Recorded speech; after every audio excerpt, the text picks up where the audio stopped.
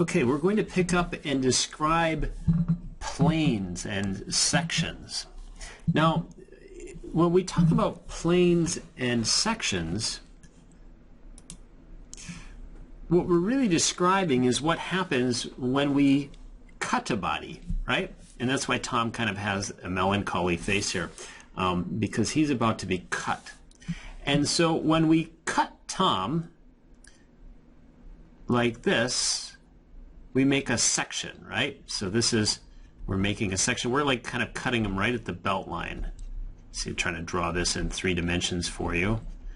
Okay, so anyhow, we're making a cut right across his belt line.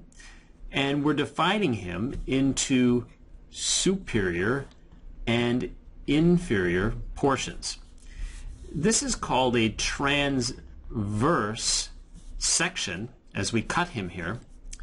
And if we look at that surface, that would be called a transverse plane. And so this is a transverse plane right here.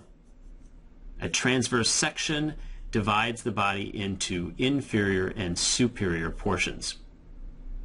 Now, if we cut Tom in another way, I'm going to show it right on his face here, but we can imagine it like it's through his entire body. If we cut him vertically like this into left and, I should correction, right and left, because we always describe left and right as we are describing the patient, not our view of the patient or subject or specimen.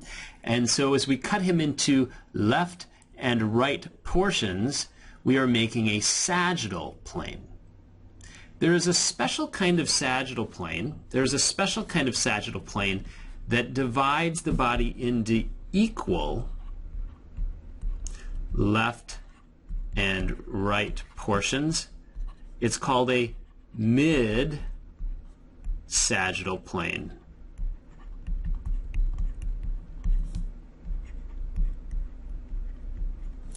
So if we, let me do this in blue, if we cut him right in the middle, let me see if I can do this with any amount of accuracy, right in the middle, and now I have equal right and left portions. I call that a mid-sagittal plane, and there is only one mid-sagittal plane. There are theoretically infinite sagittal planes. Okay? The last section and plane that we'll describe is the result of cutting Tom into anterior, let me make that bright for you. Let's go pink, there we go. Into anterior and posterior portions. So this is anterior and posterior portions.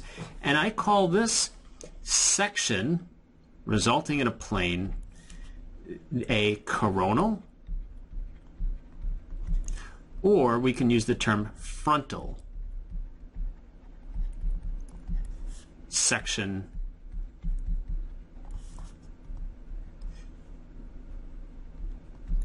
And that section results in a coronal or a frontal plane. So if we split the two sides and looked across the surface area of where we made that section, we would observe a frontal or coronal plane. And so those are the terms that we'll use to describe planes, I should say sections and planes.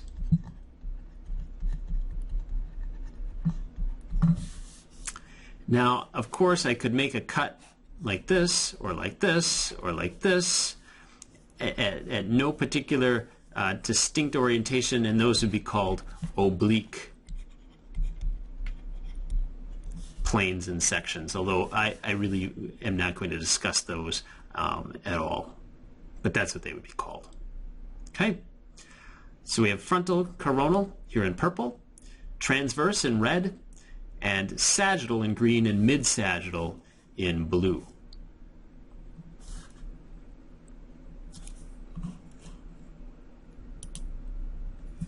In our next discussion, we're going to be talking about body cavities.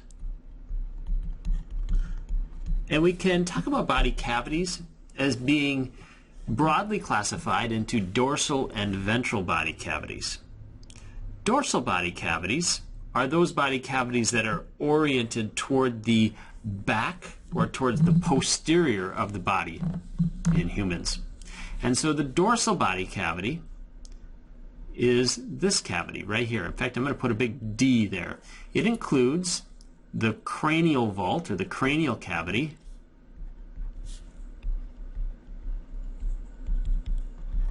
and